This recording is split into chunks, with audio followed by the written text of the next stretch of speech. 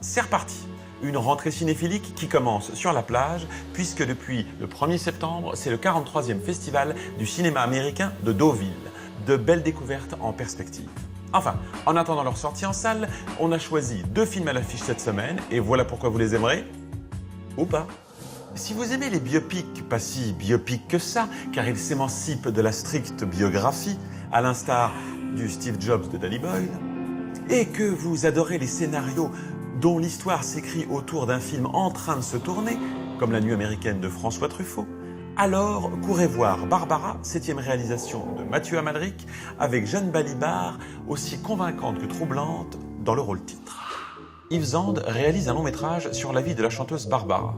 Lui et sa comédienne Brigitte se documentent, s'inspirent, rejouent des moments de la vie de la Dame en Noir.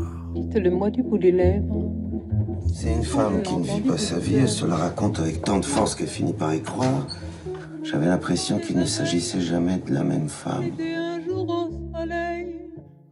Pour ce prochain film, si vous avez succombé à la beauté des paysages cambodgiens et au charme de Randall Duck dans Barrage contre le Pacifique, et que vous êtes également tombé sous le charme d'Agathe Bonitzer en Executive Woman dans Tout de suite maintenant, alors vous serez heureux de les voir réunis dans Le Chemin de Jeanne Labrune, une coproduction France 3 Cinéma.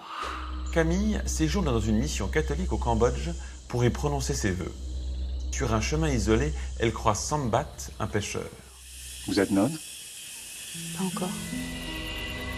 Mais merde, j'ai peur. Ce pays me fait peur. Tu me surveilles? Oui, je te surveille. Moi aussi. Je ne sais pas si c'est très prudent pour vous de passer par ici.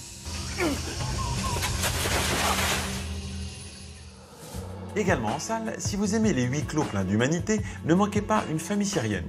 Pour survivre à la guerre qui sévit à Damas, une famille se confine dans son appartement et recueille un couple avec leur nouveau-né.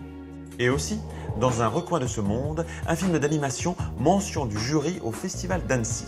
Le portrait d'une jeune japonaise vivant à quelques pas d'Hiroshima avant et après la bombe. Voilà pour cette semaine, le Pitch Cinéma de France 3, c'est fini. Quant au Festival du cinéma américain de Deauville, c'est jusqu'au 10 septembre. On attend le palmarès avec impatience. En attendant, c'est vous qui voyez.